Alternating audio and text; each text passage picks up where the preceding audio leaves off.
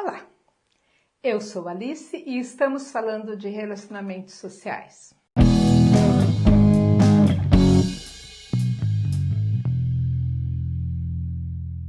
Eu gosto muito de histórias, de músicas, de desenhos, de filmes e de relacionar isso à vida.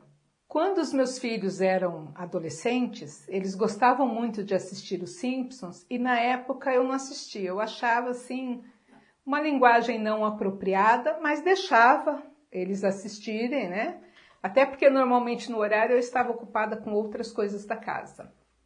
Mas aí com o tempo, né, cresceram, saíram de casa e eu comecei a assistir e comecei a gostar. E tem um episódio, né, que eu sempre me lembro, que eu acho muito interessante. É um episódio em que a mãe tem que sair de casa, eu não me lembro se ela se machuca, se ela está estressada, eu sei que ela tem que se afastar da casa. Né? Ela fica interna em algum lugar para se cuidar. E eles, marido, os filhos, têm que se virar com os afazeres da casa. E a mãe da família Simpson, ela é aquela supermãe que faz de tudo, né? Que conserta, que cozinha, que lava, que está tudo sempre em ordem. E cada um tem a sua característica. E é interessante porque é uma realidade exagerada, mas é uma realidade na maioria das famílias. E aí, num determinado momento, né, em que a mãe está fora, está lá o filho, o Bart, abre a gaveta, fecha a gaveta, abre a gaveta, fecha a gaveta. Aí a vem, o que você está fazendo aí? E ele fala, eu não estou entendendo por que não está funcionando. Porque antes eu pegava minhas roupas, eu usava, né? E de repente eu vinha aqui abrir a gaveta e a gaveta estava cheia de roupa limpa. E agora não está funcionando, eu estou abrindo, estou fechando, eu acho que tem alguma coisa quebrada. É um exagero, né? Mas é um sinal para a gente pensar a respeito. Porque quantas coisas dentro da nossa casa funcionam de uma determinada maneira e a gente nem presta atenção. Que seja os afazeres de casa, roupa lavada, roupa passada, roupa costurada, que já aparece ali pronta e que às vezes a gente nem percebe, né? Que seja a comida feita, que seja a garrafa de água cheia na geladeira, porque eu vou lá, pego a água, bebo, mas eu nunca encho a garrafa, mas toda vez que eu vou lá na geladeira, a garrafa está cheia. Então é sinal de que alguém fez isso. E às vezes a gente não presta atenção. Então esse episódio, ele fala muito disso. Às vezes a gente não presta atenção de como as coisas funcionam e de que tem alguém fazendo as coisas para nos favorecer. Isso é muito comum dentro da área da assistência social também. O funcionário que não se preocupa em entender a política pública, que não se preocupa em entender como funciona a parceria da organização social com o poder público, a Secretaria de Assistência Social, que não se preocupa em saber das lutas políticas para se chegar até aquele momento, acha que é mágica. Acho que tem lá um dinheiro infinito na conta que pode comprar as coisas que são quebradas, que pode suprir as necessidades, que vai pagar os salários e que a coisa funciona tudo muito bem e ninguém precisa fazer nada. Eu vou lá, faço a minha parte, meu serviço, eu fui contratado para isso e o resto funciona. Na política também é assim. A gente vai votar, porque a gente é obrigado a votar. A maioria de nós vota porque é obrigado a votar. Escolhe e esquece. Não acompanha, não luta, não sabe o que está acontecendo. Eu já elegi o sujeito lá para ele pensar por mim, eu não vou me preocupar com isso. E aí a gente tem o que a gente tem hoje. Políticas, né, públicas que não funcionam, políticos que só usam o mandato para se favorecer ou favorecer os seus. A gente não lembra no candidato que a gente votou, não acompanha o que ele fez, porque fica por isso mesmo, e depois a gente reclama. Vamos ficar lá igual o Bart lá, abrindo e fechando a gaveta, esperando a coisa acontecer magicamente. Só que não é assim. Então é muito importante que a gente preste atenção, primeiro na nossa casa. Quem faz as tarefas, como faz, e vamos valorizar essa pessoa que faz essas tarefas. Porque o dia que ela faltar, né, a gente vai sentir falta daquilo e não vai saber nem como aconteceu. Eu brinco aqui, eu tenho mania de, em casa, a gente tem 3 banheiros. Né? Então eu vou no banheiro, que é do meu filho, por exemplo, ou do meu marido, e aí eu percebo que o aparelho de barbear que está lá já passou do tempo, que o creme dental está acabando, ou o sabonete. Aí eu estou limpando o banheiro, eu aproveito, já vou lá onde eu guardo esses itens e já coloco para reabastecer. E às vezes eu penso, puxa, o dia que eu não estiver aqui para fazer isso, né? Será que eles vão perceber, vão sentir falta? Né? Como que vai ser? Isso é em todas as casas, em todos os lugares. Na área da assistência social, a gente tem que saber que tem normas, tem documentos que regem a política pública, que regem a tipificação do serviço, que dentro de um serviço de acolhimento, por exemplo, tem um gerente de nível superior, tem tantos técnicos, um em serviço social, ou um psicólogo, ou um outro técnico. Tem tantos orientadores, porque a política pública diz que é lá um orientador para cada 50 usuários, né, com o folguista, um agente operacional para cada 50 usuários, mais o folguista, um cozinheiro, está tudo determinado na política. Também está nestes documentos o que cada serviço deve fazer. O que cada serviço deve promover?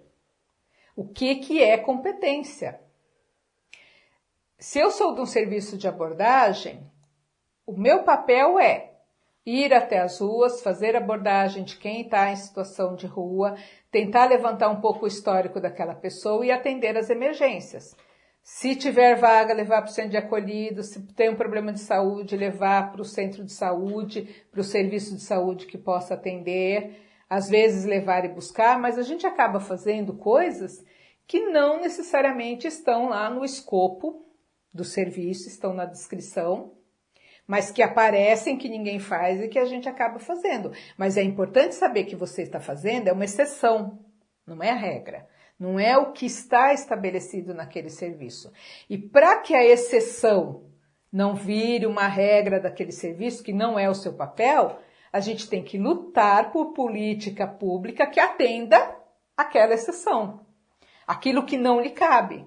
Se eu estou atendendo uma família que foi despejada numa área de ocupação, não é o meu papel conseguir uma moradia para ela. É o meu papel articular com a secretaria relacionada à moradia, à habitação, para essa pessoa ter uma oportunidade, para essa família ter uma oportunidade. Então, o meu papel é encaminhar, é articular, mas também é conversar. Dentro do serviço, eu tenho que saber, né? Todo mundo tem que estar preparado para fazer o que é do serviço.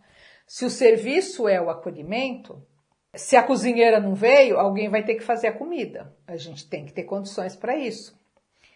Se a assistente social não está, outra pessoa tem que fazer o encaminhamento. Emergencial, pontual, por causa daquele momento? Sim.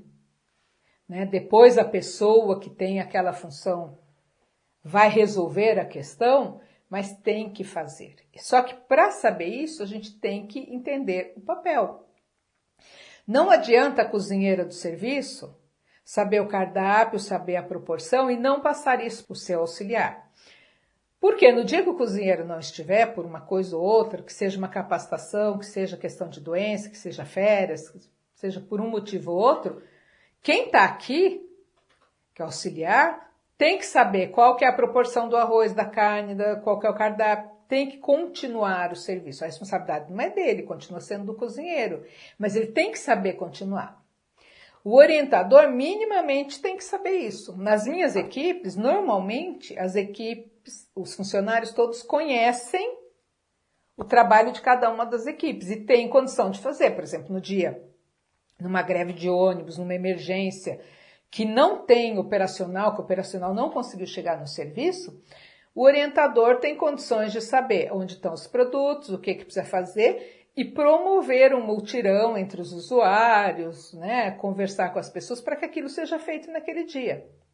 Mas se a gente não conhece, se a gente não sabe como é que a coisa funciona, nós vamos ficar igual o Bart, abrindo e fechando a gaveta, esperando a coisa acontecer magicamente. E não vai. Não tem mágica.